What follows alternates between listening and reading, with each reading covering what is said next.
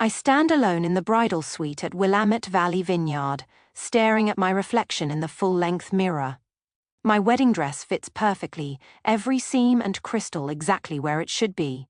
The makeup artist outdid herself.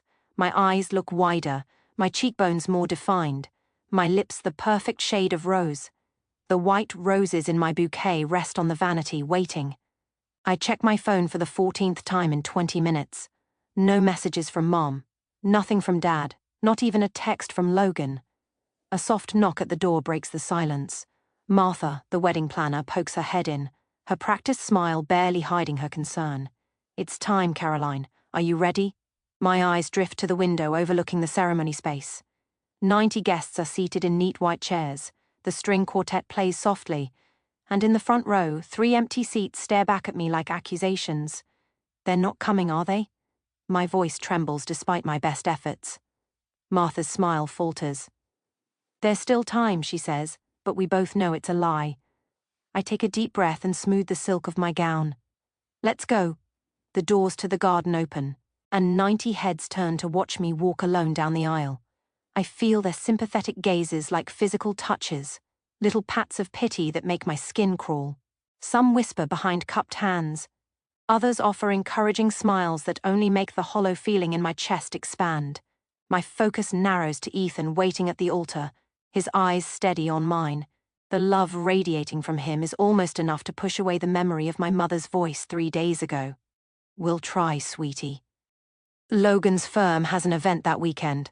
Mom's dismissive tone had cut through the phone like she was declining a casual lunch invitation, not her only daughter's wedding. "I can pay for the flights," I'd offered, desperation clawing at my throat. "The hotel, anything, please, Mom." In the background, Dad's voice had drifted through. "Tell her we're busy." Now, placing one foot in front of the other, I force myself to breathe. In, out, one step, another step. I will not cry. I will not give them the satisfaction, even in their absence. When I reach Ethan, he takes my hands in his. His fingers are warm, solid, real. "I'm here," he whispers, too low for anyone else to hear. "We're enough." For a moment, I'm 8 years old again, standing in our living room, while Mom and Dad fuss over Logan's debate trophy. They position it carefully, on the mantel, step back to admire it from different angles, take photos to send to relatives. My art contest certificate sits forgotten in a kitchen drawer. I'd shown it to them earlier that day, pride bubbling up as I explained how the teacher said I had exceptional talent. Mom had glanced at it and said, "That's nice, honey," before turning back to the dinner she was preparing. Later, Dad had ruffled my hair absently. "Logan needs more support. He's going places," he'd explained when I asked why they went to all his events but missed my art showcase. "You understand, don't you, Caroline? And Mom, never missing an opportunity. Why can't you be more like your brother? He focuses on what matters." I'd tried harder after that. Academic awards, college scholarships, business success, each achievement a desperate attempt to turn their heads in my direction. Each one noted with distracted acknowledgement, if acknowledged at all. The ceremony continues around me. I say my vows, my voice growing stronger with each promise. "I choose a future based on seeing each other clearly," I tell Ethan, the words carrying more weight than anyone but he understands. When the officiant pronounces us husband and wife, Ethan's mother envelops me in a warm embrace. "You're one of us now, dear," she whispers, and something tight in my chest loosens just a fraction. The photographer captures us on the dance floor, Ethan twirling me under the string lights. His cousins join us, forming a circle of laughter and music. For moments at a time, I forget about the family-shaped hole in my celebration. I forget about the phone I've checked too many times. I forget about the explanations I've given to curious guests. At the reception, Sarah, my college roommate, raises her glass. "To finding the family who deserves you," she says, her eyes holding mine with fierce loyalty. A murmur of agreement ripples through the crowd. The truth of her words hits me like a physical blow. All these years, I've been invisible to the people who should have seen me most clearly. I've been chasing approval from those who never intended to give it. When the celebration quiets for a moment, I slip away to check my phone one last time. No missed calls, no messages, not even a token congratulations. Ethan finds me there, staring at the blank screen. They missed something beautiful today, he says, wrapping an arm around my waist. I look up at him, at the man who has never once made me feel like I needed to earn his attention. I think of his family, who welcomed me without reservation. I think of friends who traveled across the country to stand beside me. I set the phone down. Their choice, I say, feeling lighter than I have in years. Not my burden. And for the first time, I almost believe it. 2 years later, I lean back in my ergonomic chair, staring at the computer screen. Acquisition of Crescent Motion Studio, finalized at $21 million. 2 years of negotiation. 5 years of building from scratch, and now validation in the form of 8 figures. My office door bursts open as my team floods in with bottles of champagne and plastic flutes. To Caroline, Jen, my creative director, raises her glass. The woman who built something from nothing, while certain people weren't looking. I smile, clinking glasses with 12 people who actually showed up for me, unlike my family. We're celebrating when my phone buzzes. A notification from Instagram, Logan posting about his twins' private school fundraiser. I shouldn't look. I do anyway. There they are, Mom and Dad flanking Logan and his wife Hannah, their identical daughters in matching plaid uniforms. The caption reads, "Family tradition continues. 3rd generation at Westridge Academy. Dad's arm is draped around Logan's shoulder, Mom beaming at her granddaughters." I swipe through more photos. Logan's family vacation to Hawaii last month, the holiday gathering I wasn't invited to, Dad's retirement party. In each one, they look like the perfect American family, minus one daughter. What's more telling than the photos is what they represent. The vacation rental in Maui costs at least $5,000 per week. Westridge Academy runs $30,000 per year per child. Logan's house in the background of several shots sits in a neighborhood where nothing sells for under $2 million, all funded by my parents' retirement savings and family investments, according to the gossip from distant cousins who occasionally remember I exist. "Caroline?" Jen touches my arm. "We lost you for a minute." I lock my phone screen. Just checking messages. Where were we? The celebration continues around me, but I'm mentally calculating. Logan's law firm is moderately successful, but nowhere near the level that would support his lifestyle. My parents have been quietly propping him up for years, depleting their retirement to maintain his image. Meanwhile, my $21 million acquisition doesn't warrant so much as a text message. After the team leaves, I scroll through my parents' social media. Hundreds of posts about Logan's accomplishments, the twins' milestones, family gatherings. My existence is limited to a single birthday wish last year, a generic happy birthday, Caroline, without even a photo. I close my laptop and make a decision. The next morning, I call my financial advisor. The Porsche Taycan. Metallic grey. I want to complete the purchase today. 3 hours later, I'm signing paperwork for a $135,000 car. It's extravagant, unnecessary, and exactly what I want. Not because I need my family's approval, but because I never needed their money. Back home, I take a single photo of the car in my driveway, the afternoon sun gleaming off its metallic finish. I post it to Instagram with a simple caption, "Dreams realized." For 3 days, nothing. Then on Wednesday afternoon, my phone lights up white. The name I haven't seen in 5 years. Mom calling. My stomach tightens as I answer. "Hello? Caroline." Mom's voice carries that particular blend of authority and urgency she reserves for family crises. "We need to talk. Family meeting tomorrow." "Family meeting?" I repeat, hearing the disbelief in my voice. "After 5 years of silence, you're calling about a family meeting? This is important." She pauses, and I hear Dad's voice in the background. "Tell her it's important," he says, as though I can't hear him. "What's important?" I ask. My wedding wasn't important. My business wasn't important. "What exactly matters now?" Mom's voice tightens. "It's complicated. Financial issues. We need to discuss it as a family." Of course. They saw the car. They know about the acquisition. Now suddenly, I'm family again. "Tomorrow at 2, I say before hanging up. The next morning, I slide into my new Porsche, the leather seat cool against my back. The drive to my childhood home takes 40 minutes. time enough to remember birthdays celebrated without me, achievements unacknowledged, holidays spent alone while they gathered without me. I park in the circular driveway, my metallic grey Porsche looking starkly modern against their traditional colonial. For a moment, I sit there, hands gripping the steering wheel. The last time I stood on that porch was 6 years ago, when I denounced my engagement to Ethan.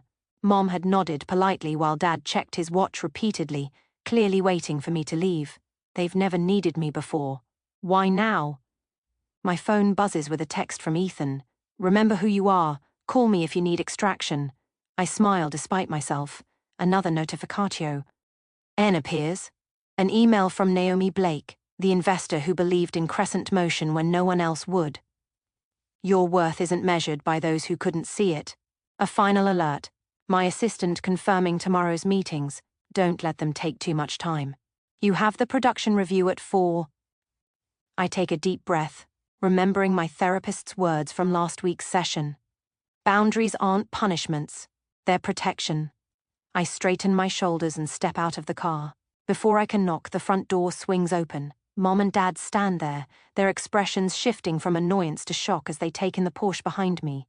"You've done well for yourself," Dad says. Not hello, not I've missed you, just an assessment of my financial worth. "Yes," I reply simply. No hugs, no warmth. They lead me to the dining room table where Logan and Hannah already sit, their faces a study in calculated concern. "Caroline." Logan nods, as though we spoke last week instead of 5 years ago. "Let's get straight to business," Dad says, pulling out financial folders. I remain standing, my purse strapped tight in my grip, the only outward sign of the turmoil beneath my calm exterior. No. First I'd like to know why I'm suddenly important enough to include in family discussions after being excluded from everything else for years. Mom and Dad exchange glances. Logan shifts uncomfortably. "We can discuss that later," Mom says, her voice slipping into the dismissive tone I know too well. "We have more pressing matters now." "I'm not in a rush," I reply, still standing. "And I'm not interested in being convenient family only when you need something." For the first time in my adieu, LT life, I see uncertainty flicker across my father's face. In this moment, I understand they need me now, and for once, I have the power to decide what happens next. The dining room of my childhood home feels smaller than I remember. Richard sits at the head of the table, hands folded like he's presiding over a board meeting rather than a family crisis. Elaine perches beside him, her posture perfect despite the worry lines creasing her forehead. Across from me, Logan slumps in his chair, his designer shirt wrinkled at the cuffs. Hannah sits beside him, a leather photo album open on her lap. "It's foreclosure, Caroline." Richard's voice is firm but carries an unfamiliar tremor. Logan's mortgage is 3 months behind. The twins' private school tuition is unpaid for this semester. I say nothing, letting the silence stretch. 2 years of no contact, and this is what brings us together. You need to help your brother. Richard slides a document across the polished oak table. Loan paperwork already filled out. The presumption steals my breath. "Think about your nieces," Elaine's voice catches, a practiced hitch that once would have sent me scrambling to please her. "They're just children. They shouldn't suffer because of financial difficulties." Logan leans forward, eyes narrowed. "We're family. That's what family does. When one of us succeeds, we help the others." Hannah flips the album open wider, pushing it toward me. "They ask about Aunt Caroline all the time." She points to photos of children I barely recognize, their faces shining at a birthday party I wasn't invited to attend. "Maddie wants to know why you never visit." Richard clears his throat. "We've done everything we could. Our retirement fund is..." He trails off, exchanging a look with Elaine. "We've been supporting them as best we can." The implication hangs in the air between us. My success means I owe them. My independence is selfish in the face of family need. I close the photo album and slide it back across the table. "Where were you at my wedding?" The question falls from my lips with surprising calm. Logan blinks. "What? My wedding? 2 years ago. Where were you?" Elaine's hand flutters to her throat. "We were busy. Logan had that event with his firm. It wasn't convenient," Richard adds, as if commenting on a missed dinner party. I nod slowly, feeling something crystallize inside me. And yet here you are now. Because you saw the Porsche on Instagram. You only contacted me because you saw the car. Logan's face flushes. That's not fair, isn't it? I sit straighter, feeling the power of my financial independence in my spine. Where there once was anxious curve, there's steel. I built everything alone. Every scholarship, every client, every late night. Where were any of you? Richard's eyes narrow. What's that got to do with the current situation? Everything. I fold my hands on the table, mirroring his posture. I'm listening. Tell me why I should write a check today. Logan slams his hand on the table. You always had to prove something. Always showing off how smart you were, how creative, how special. Some of us were just trying to live normal lives. Richard's hand settles on Logan's shoulder. Your brother had more potential. We had to nurture that. You were always so independent. We're still your parents, Elaine whispers, tears gathering in her eyes. Despite everything. You were parents in title only. My voice remains steady, surprising even myself. You missed my high school graduation. You missed my college scholarship ceremony. You missed the launch of my company. You missed my wedding. I tapped the table with each missed milestone. You missed my life. And now you want to share in what that life has built. Caroline, Richard starts. You didn't build this success, I continue. You don't get to share it. My phone vibrates in my pocket. I glance down to see Ethan's message. You okay? Meeting running long. Need assist? The sight of his name brings back Naomi Blake's words when she invested in my startup. You don't need approval from anyone who can't see your light. I think of my team at Crescent Motion, their faces shining as we toasted the acquisition, people who chose to see me, to support me, to believe in what I could build. In my briefcase rests the contract for the foundation funding, signed by the board last Tuesday. People who trust me with purpose, not just money. Richard slides the loan paperwork closer to me. We're only asking for what's reasonable. Family helps family. The interest rate is quite fair, Elaine adds, as if offering a favor. Logan's smirk returns, confident now. Blood is thicker than water, Caro. I stand slowly, deliberately. The motion draws their eyes, their bodies leaning forward expectantly. I reach for my briefcase and set it on the table with a soft thud. I've made a different decision, I say. Logan's eyes fix on my hands as I unlatch the briefcase. Richard shifts forward in his chair. Elaine's fingers twist the napkin in her lap. Instead of a checkbook, I withdraw a sigh. ND document, and place it on the table. This is the announcement for the Rivera Media Scholarship Foundation. $16 million to create opportunities for young women in digital media arts. I smooth the paper with my fingertips. The press release goes out tomorrow morning. 16 million? Logan chokes out the number. Named after Miss Rivera, my high school media arts teacher. The woman who attended my gallery showings when my family was too busy. The money is legally protected in a foundation trust. The board approved the allocation last week. Silence falls like concrete across the table. I'm helping girls who never got the applause I didn't get, I say, gathering my belongings. That's what family means to me. Logan's face contorts, veins standing out on his forehead. You're wasting it on strangers. On nobody girls who deserve better than what I got. I snap my briefcase closed. Girls who need someone to invest in them. My parents sit stunned, staring at the paper that represents millions they'll never touch. I pick up my phone, turning the screen toward them.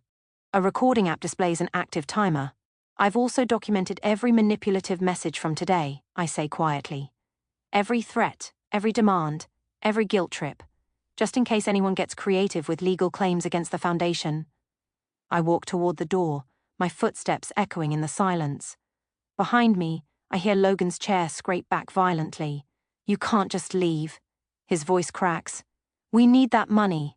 I pause at the threshold, not turning back. No, Logan. What you needed was to show up. At my graduation. At my company launch. At my wedding. I place my hand on the doorknob. But that opportunity has passed. The door closes behind me with a soft click that sounds like freedom. The Porsche purrs beneath me as I drive away from my childhood home, my knuckles no longer white on the steering wheel. The further I get, the steadier my hands become. I press the call button on my dashboard. "It's done," I tell Ethan when he answers. "They showed exactly who they are. How bad was it?" His voice fills the car, concern wrapped around each word. "Exactly what we expected." I take a deep breath, feeling lighter than I have in hours. Logan lost his mind when I showed him the foundation paperwork. Dad tried to salvage the situation, but Mom just kept crying about family obligation. "Are you okay?" A fair question. I glance at myself in the rearview mirror, surprised to find no tears, no flush of embarrassment. Only a clear-eyed woman looking back. I'm better than okay. For the first time, I saw them clearly, without hoping for something different. "I'm proud of you," Ethan says. "Remember, foundation board meeting at 9 tomorrow morning. Everything's ready for the press announcement." The timing had been deliberate. Establish the foundation legally before any family confrontation. Schedule the announcement before they could regroup. No emotional pleas, just legal structures they couldn't penetrate. The Rivera Media Scholarship would be my legacy, not a family drama. "I'll be ready," I promise before ending the call. The first message comes at 11:47 p.m. By midnight, my phone buzzes continuously with family emergency texts. I silence it and place it face down on my nightstand. The house is quiet except for Ethan's steady breath. Ing beside me. I don't need to read their messages to know what they contain. Morning brings 6 voicemails from my mother, the progression evident in her tone from weepy pleas about family unity to sharp accusations of betrayal, culminating in threats about what people will think of a daughter abandoning her family in their time of need. "You've dealt with worse," I tell myself as I apply mascara, the morning routine grounding me. My navy suit, the one I wore when signing the acquisition papers, hangs ready on the closet door. Ethan hands me coffee in my favorite mug. "Logan's been calling business associates," he says, scrolling through his phone. "And your dad tried reaching my uncle." Predictable. I take a sip, the coffee bitter but fortifying. They're moving faster than I expected, but not more cleverly. The foundation board meeting goes smoothly. 12 accomplished women from media and finance, all personally vetted, all committed to supporting young female artists. The press release is approved unanimously. Launch details finalized. The first scholarship recipient will be selected in 6 months.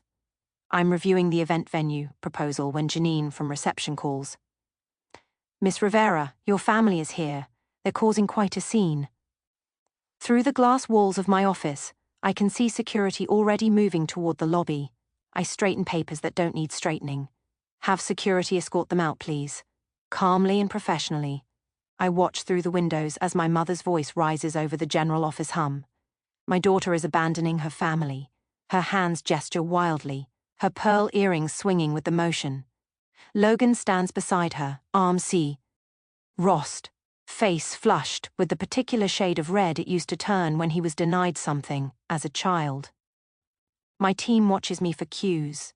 I stand, smooth my skirt, and walk to my office door. "It's being handled," I tell them with a calm I've practiced for this moment. "Let's continue with our work."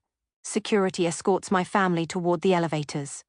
Logan's voice carries back. "This isn't over. We have family obligations you can't just ignore." That evening I draft a single email to all 3 of them. "I have documented your harassment at my workplace. Any further attempts to contact me at my office will result in a formal complaint. All communication regarding family matters must be directed through my attorney, whose contact information is attached. Caroline." "Direct and clear," says Patricia, my therapist, 2 days later. We sit in her sunlit office, the faint smell of jasmine tea between us. How did it feel sending that? Necessary. I trace the pattern on the armchair. Not satisfying exactly. More like setting a boundary. Yes. I look up at her. "They're showing who they've always been, aren't they?" "People tend to reveal themselves under pressure," Patricia says. "What you're seeing now isn't new behavior, just intensified." The realization washes over me, simple but profound. I wanted their love, but they wanted my resources. That's an important distinction. All those years my voice trails off as connections form. The childhood neglect, the absent parents, the way they appeared only when I had something to offer. It wasn't my job to earn their love. It was their job to give it freely. And now I know I'm not responsible for fixing them. I say, feeling the truth of it settle in my bones. There's freedom in that.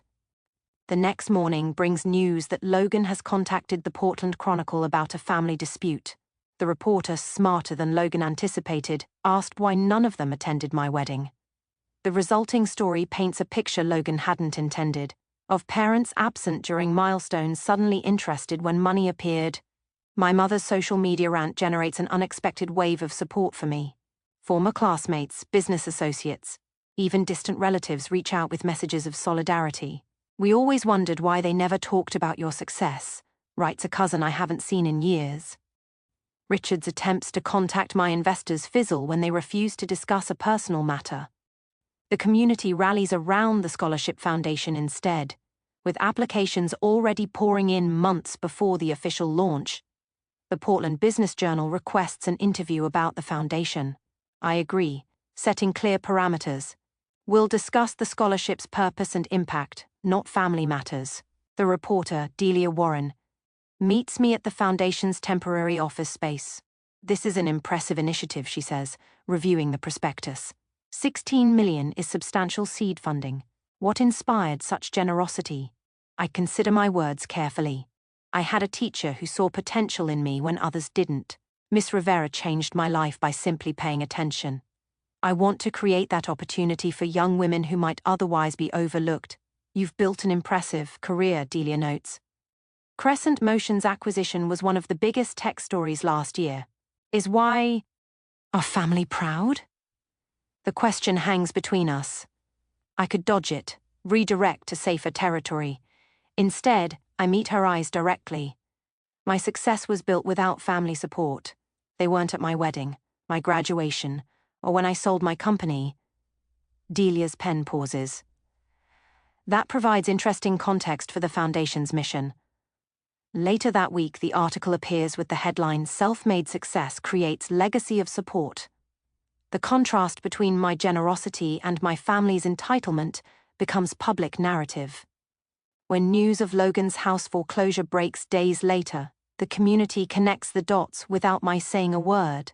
Ethan handles increased security protocols at our home.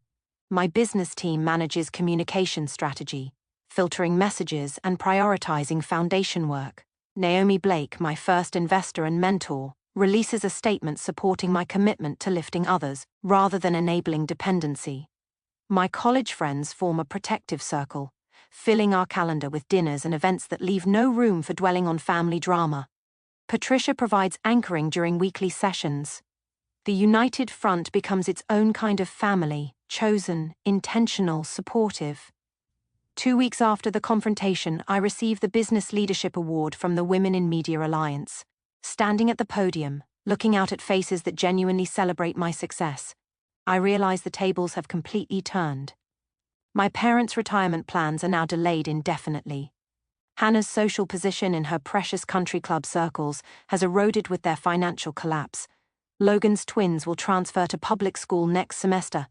Meanwhile, the foundation, thrives, generating positive coverage that spreads beyond Portland. The story resonates not because I sought revenge, but because I chose to transform pain into purpose. The scholarship committee has selected 3 finalists for the first award, Janine tells me, placing the portfolios on my desk. They'd like your input by Friday. I open the first file and begin reviewing the work of a young woman whose teacher noticed her talent when no one else did. The circle completes itself, healing through action rather than looking backward. Family defined by what it does, not what it claims to be. For the first time in my life, I feel truly seen. In the weeks to follow, I delete the 4th voicemail from Aunt Meredith, without listening past her plea of "Everyone misses you, Caroline." The Thanksgiving invitation sits in my email inbox. Its subject line, "Family needs to be together," a transparent attempt at manipulation. My phone chimes with a text from my cousin Drew. "I don't understand this rift between you and Uncle Richard. Can't you just talk to them?" Of course he doesn't understand. He wasn't at my empty wedding. He didn't witness 20 years of invisibility. A letter arrives from Mom, the elegant handwriting unmistakably hers. "We always believed in you," she wrote, as if rewriting our entire history. The envelope sits half-burned in my fireplace, its edges curled and blackened like the lies it contains. Dad calls my office directly last week. "We need to clear the air," he says, his voice lacking any acknowledgement of what they'd done. My assistant, following strict instructions, tells him I'm unavailable. Permanently. The final straw comes when Logan sends the twins to my office with handmade cards. "We miss Aunt Caroline," written in childish handwriting I know isn't theirs. The manipulation is so transparent it makes my stomach turn. "They're using every emotional lever they can find," Ethan observes that evening, examining the cards on our kitchen counter. "They're desperate." I flip through the week's collection of attempts, but they still haven't actually apologized. The family attorney calls next, his voice professionally neutral. "There are moral obligations to consider, Caroline. Family ties carry certain responsibilities. The implication is clear. I'm the villain in their story. The heartless daughter who abandoned her struggling family. Pastor Wilson from the church I stopped attending years ago leaves a voicemail. Your parents are deeply concerned. Perhaps we could meet to discuss reconciliation." Two childhood friends, neither of whom I've spoken to in a decade, suddenly reach out. "Your parents seem so heartbroken," says one. "The holidays are for forgiveness," says the other. When Logan's wife Hannah emails photos of the twins in Halloween costumes with "the children ask about you constantly," I nearly throw my phone across the room. "They're framing this entire situation as my responsibility," I tell my therapist during our weekly session. "My forgiveness, my duty, my failure to be the bigger person." "And how does that make you feel?" she asks, her eyes steady on mine. "Angry," I admit, "but also validated. They wouldn't fight this hard if they weren't afraid of losing control." The foundation selection meeting provides an unexpected challenge. The committee recommends a scholarship for Maya Harrison, a 17-year-old filmmaker whose application video shows remarkable talent and painful familiarity. "She reminds me of myself," I tell Ethan that night. Quiet, determined, overlooked. I watch her interview video again. Maya's eyes hold the same weariness I see in my own wedding photos. She talks about finding her voice through filmmaking when her family couldn't hear her. What if I'm wrong to cut them off completely? The question slips out before I can stop it. Ethan sits beside me on the couch. What brought this on? Maya. If I'm telling these girls to find their strength, am I modeling that by running away from my family? Is setting boundaries running away? Ethan asks. I consider this. No, boundaries aren't abandonment. What would you tell Maya if her family treated her like yours treated you? The answer comes easily. I'd tell her she deserves people who see her worth. The Thursday before Thanksgiving, I host dinner at our home. The dining room table extends to accommodate everyone. Ethan beside me, Naomi across from us, my business team scattered between. Maya sits at the opposite end, her scholarship certificate framed on the sideboard behind her. Our home glows with warmth my parents' house never had. Candles flicker in silver holders, laughter rings against the ceiling. No one here needs to prove their worth to be seen. I raise my glass. To those who see us as we are. The toast echoes around the table. My phone stays off, notifications silenced. The meal unfolds in perfect rhythm, conversations flowing without the undercurrent of judgment I grew up with. Over dessert, I announce the Foundation's new mentorship program. I'll be personally involved with each recipient, I explain. We're creating connections that matter. Maya's eyes widen. You'll be mentoring us yourself? Every step of the way. I smile at her. This foundation isn't just about money, it's about building something meaningful together. Naomi nods approvingly. You've created structures that can't be interfered with. The foundation's independence is legally secured, I confirm. Its success will be measured by impact, not approval. Later, as we clear plates, Ethan turns on the local news. Right on schedule, the feature about the foundation airs. Strategically timed to coincide with my family's traditional dinner hour.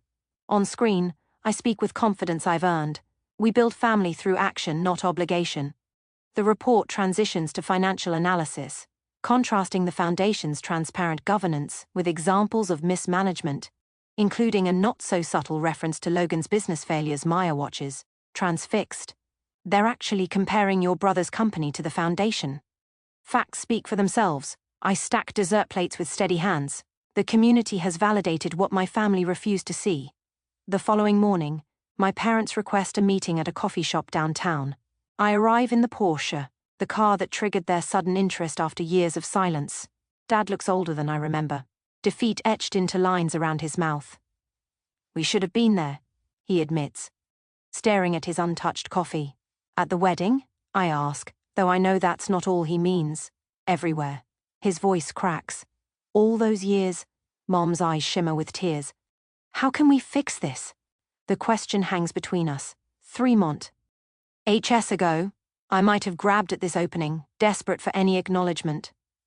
Now I feel only calm clarity. Some things can't be fixed, I tell them. Only accepted. Mom flinches. I'm not closing the door forever, I continue. But I need accountability, not convenience. I'll consider limited contact after you both start therapy. That's unnecessary, Dad begins, the old dismissiveness rising. It's non-negotiable. I sip my tea, the warmth spreading through my chest like certainty. They exchange glances, the silent communication of people who never expected consequences for their choices. Logan's financial collapse has stripped away their illusions of his superiority. My success exists beyond their reach. The Foundation thrives independent of their approval. When they leave, no agreements have been made, no concessions offered. I watch them walk to their car, a sensible sedan now, the luxury vehicles long gone. I drive away without looking back, freedom replacing obligation in every beat of my heart.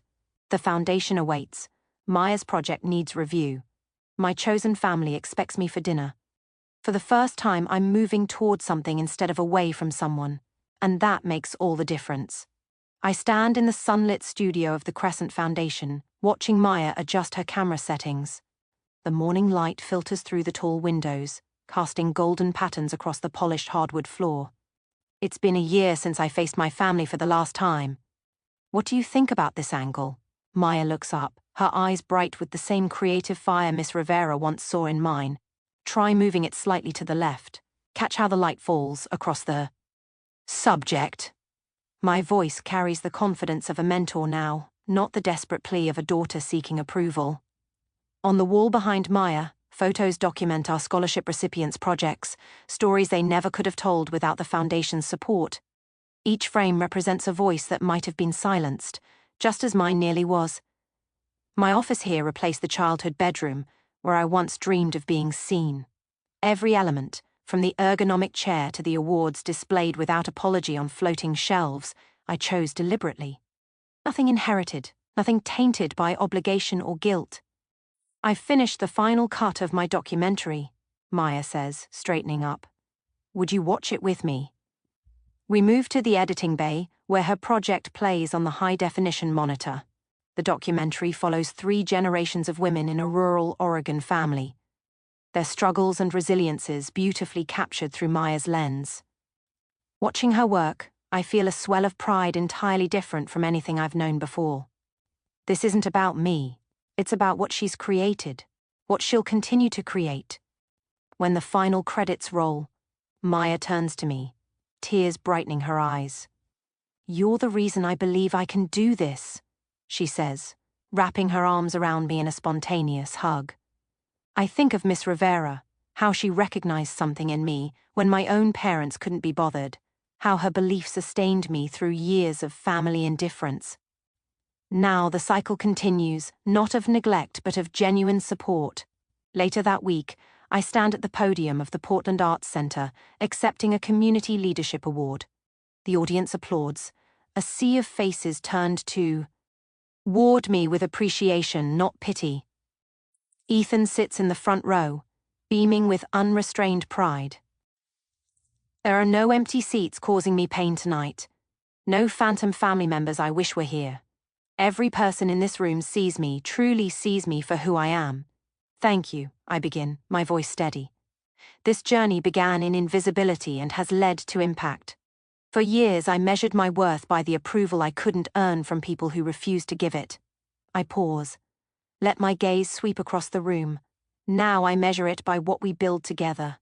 The standing ovation washes over me like a cleansing wave. My therapist calls it post-traumatic growth, this strange peace I've found after accepting that some wounds never fully heal. I maintain careful boundaries with extended family. Holiday gatherings now center around chosen family. Celebrations filled with genuine joy rather than dread. Ethan and I have established our own traditions. Naomi's retirement party at the foundation last month brought together the circles of support that lifted me when blood ties failed. The emergency fund for students facing financial hardship, my latest project, ensures that talent isn't crushed by circumstance. I understand now what these young women need because I lived without it. Unconditional belief in their potential. Driving home through Portland in my Porsche, I pass the coffee shop where I once edited videos on a borrowed laptop. Through the window, I catch a glimpse of my parents walking on the sidewalk. Our eyes meet briefly. I don't stop. There's no pain in this moment, only peaceful acknowledgement. They taught me what love isn't. Ethan and my work taught me what it is. Tomorrow, Maya sets P for her next project. I'll be there, camera in hand, showing her techniques I've mastered over years of making myself visible. Family isn't who raises you, it's who lifts you.